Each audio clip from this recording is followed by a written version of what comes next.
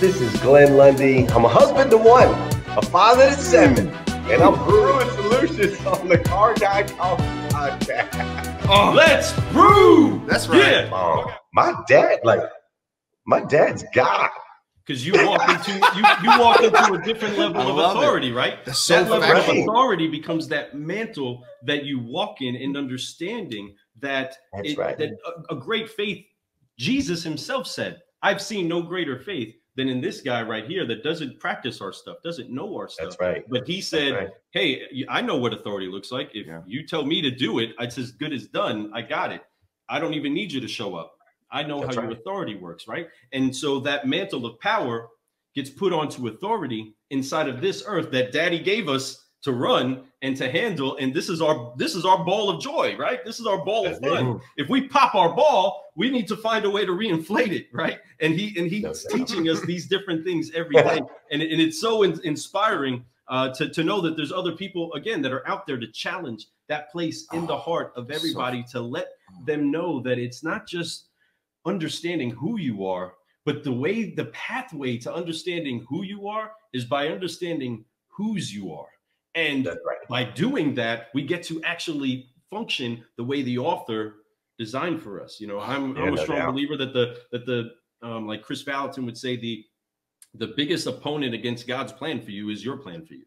Right? Oh man. And it's so important that you tap into what Daddy said for you too. You know what I mean? And flow inside of that. But when you get to do it, there's such joy, there's such unity, there's such growth all around, like a beautiful garden, the way that he intended it. And he intended us to all brew together. He intended us to all flourish together and never be in competition with each other. And the moment that we would get in competition with each other, he'll show up to clean our feet, right? To make sure that we're not caught up with the stuff in the garbage that we walk through. Man, we can preach all day. So let's have some fun. I love this. You know what I mean? Oh, it's so powerful. But all those things are so true. The power that you have inside you it's unlimited. You have to unleash that power and it's there. It takes work and it takes time. You know, everybody, we're not perfect, you know, and that's the beautiful part about this world. Nobody is. But we all strive to be perfect, as perfect as we can be, right? And that's okay. Once again, like Lou mentioned a moment ago, we're not in competition with each other. None of us are. The only person you are in competition with is yourself. Just be better than you were yesterday. That's all. That's it. And it makes it that easy. And if you're just even a little bit better, that's cool. It's great. It's wonderful. 1%. That's all you have to do. If you could do 100% better tomorrow, fantastic. But if you do 1, be proud of yourself. But encourage that. This guy in the room right here, this brewer, right? He takes it to 800%. Okay. Yeah. So we're going to talk about what it is that his 800% has done in the car business. Mr. Glenn Lundy, bringing that Jesus juice into the car business has been something that I've been challenged with my entire career. There's a lot of dark places in the business that most people don't think, and the stigmas say that Christians can't operate in. So what is it that got you into the car business? And really, what is that? What got you into the car business, Mr. Glenn? Money. Money. Money. I love me some money, man. No doubt. I love me some money. No, man, I got the car business. I met a girl. I was 20 years old. I got her pregnant like right away, and I was like, oh, smokes, dude. Like, okay, I'm gonna be a dad. So that means I should probably like get a job. I should probably do that. And so I went and got a job at a place called Sterner and Klein, where I sold America Online over the phone, cold calling people to sell America Online back when you actually had to pay for an internet browser. There was no Google and Chrome and all that stuff. And so I was selling America Online, and then I saw an ad in the break room of the phone center. I saw an ad in the newspaper that said, earn $5,000 a month guaranteed. Boom. And I was like, what? If I could make $5,000 a month, bro, that's it. I can retire. Yes, sir. That's big money. I mean, this is 22 years ago, dude. Yeah. I was like, that's what's up. And so I saw the ad. I went and applied, and a guy named Jason Kitts, he interviewed me. It was at a Nissan Subaru dealership that they had just moved in from Colorado and bought. And they were like, hey, you know, I was like, I ain't got no experience, but I got a mouthpiece I can sell. And he hired me on the spot. He was like, all right, cool. When can you start? And I said, well, I can start in 2 weeks. I got to let my other job know. And he was like, oh, sorry, off the table. I said, what do you mean? I said, what do you mean? He said, we're looking for people who can start tomorrow. And I was like, I guess I'm starting tomorrow. So I left the other place. I started on a Saturday. They put me in a room with a VCR and a bunch of Grant Cardone tapes. And I watched a bunch of Grant Cardone. I went out and sold a yellow manual transmission Xterra to a 19-year-old girl that didn't know how to drive a stick. Her and I went up in the woods. I taught her how to drive a stick. She bought the Xterra. I made a bunch of money and ain't never looked back. Brewing Solutions. Brewing ever since. Oh man, yes, sir. That's a great story. That is a great story. Awesome. And it's truth, and coming in the business, very similar actually for me. It was actually almost identical story. It's weird that you said that. I'm a couple years older. I was in the military first, came out, and then, I joined because at the time, my wife now, but she got pregnant. So it was time for me to step up and do something for real. And I saw an ad myself. It was like $65,000 a year. I was like, whoa, let's go.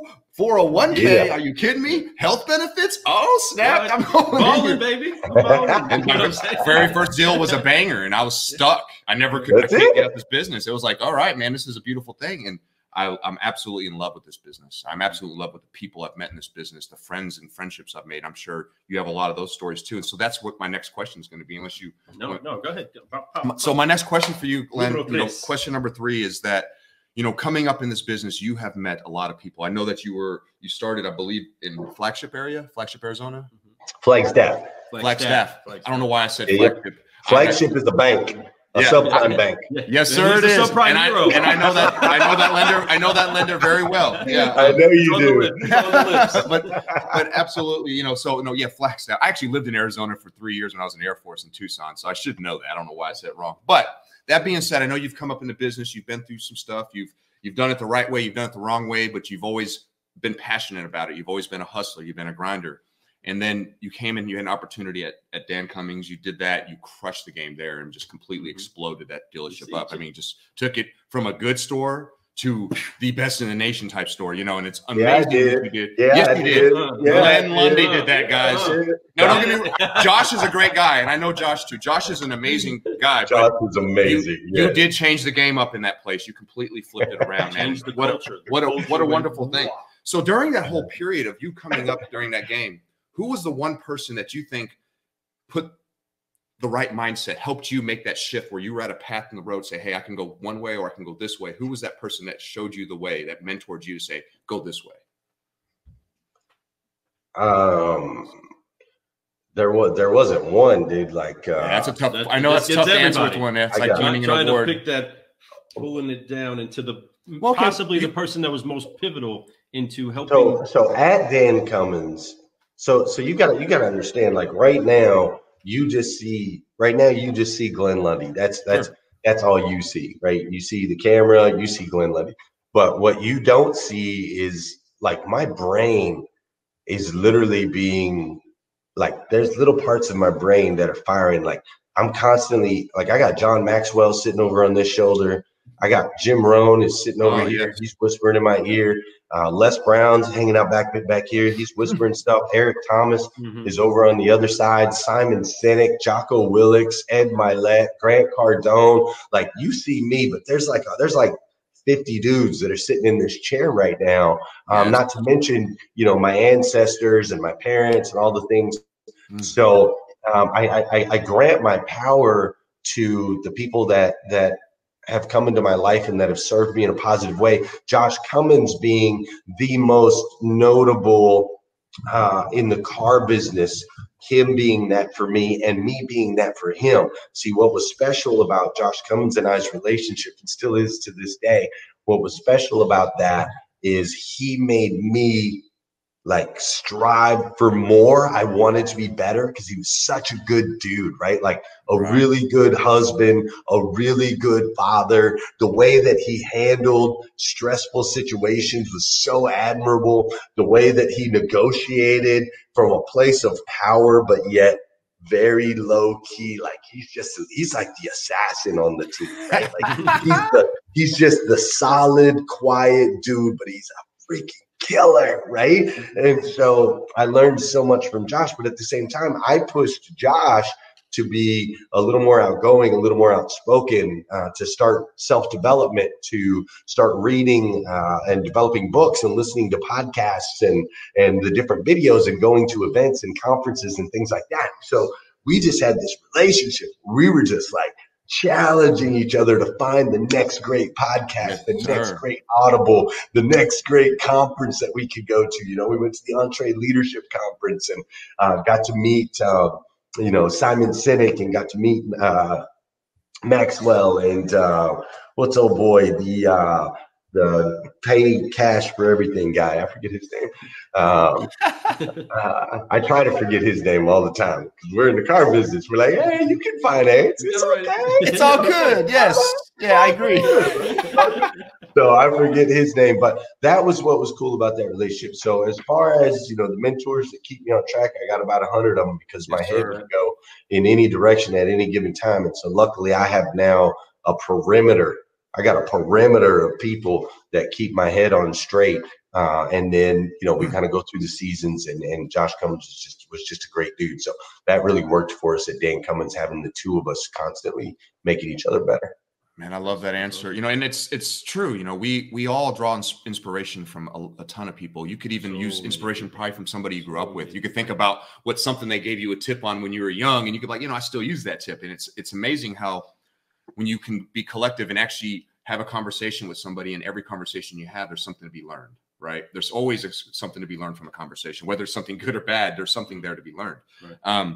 So it's beautiful that you put honor to a lot of people. A lot of those names you brought out, I've read their books, I've watched a lot of their videos, inspirational, much at that level. And then I have that Glenn Lundy over here, I got this over here for me. And so it's definitely there, and I agree. And I love how you put that there. And that's a good way of explaining and even giving a visual. And it's factual. With all that coming up, you met all these people, and you've had a chance to be mentored by a lot of these people, going to these conferences with your basically a business partner. I knew he was the owner of the store, but being the general manager, you're the business partner with him, and you're doing everything together, and you guys are traveling, encouraging each other to grow, much like Lou and I are always doing every day. Yeah. And I love that you had a partner like that during that time. And I know that there was a key. You have to have. There is, but there's a time when you have to go fly. And so there was a moment where, this is going into the next question number 4. There was a moment for you where you're like, okay, it's time for me to go fly. So there was a time you're like, okay, I'm going to step away from being a general manager here at Dan Cummins. And I'm going to go do GlennLundy.com. I'm going to go rise and grind this thing. So what inspired you to go ahead and take that step? What made you say, you know what? I'm going to take a leap of faith and go ahead and say, this is what I'm going to do, and I'm going to make this work.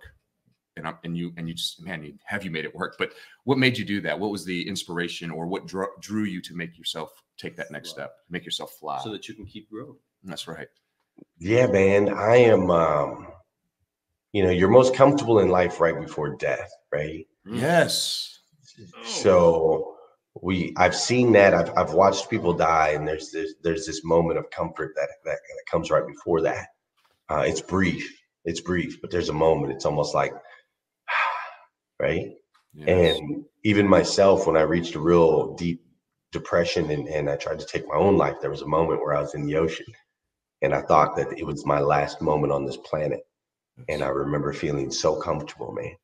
I was just at peace. I was at rest. And so we're most comfortable right in life right before death. And you see this in business. You'll see somebody will fight tooth and nail to get into a position. And then when they get there, they get comfortable. And what happens?